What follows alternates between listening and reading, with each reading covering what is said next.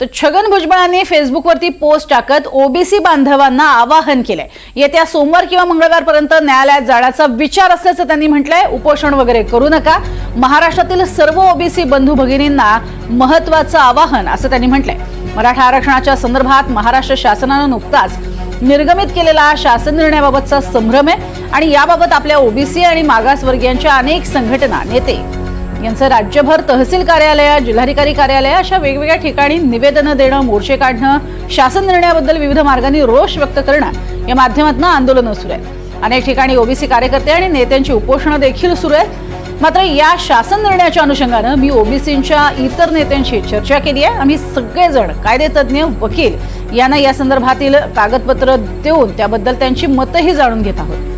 त्यांच्याशी चर्चा करून आवश्यक असेल तर उच्च न्यायालयात किंवा सर्वोच्च न्यायालयात जाण्याची देखील आपली तयारी आहे। यात काय बदल आहेत ते तपासणं आवश्यक आहे आणि त्यासाठी सविस्तर चर्चा करावी लागेल असे त्यांनी म्हटलेले आहे। तर कागदपत्रांची जुळवाजुळवही करावी लागणार आहे, मात्र उपोषण वगैरे काही करू नका असं त्यांनी म्हटलंय।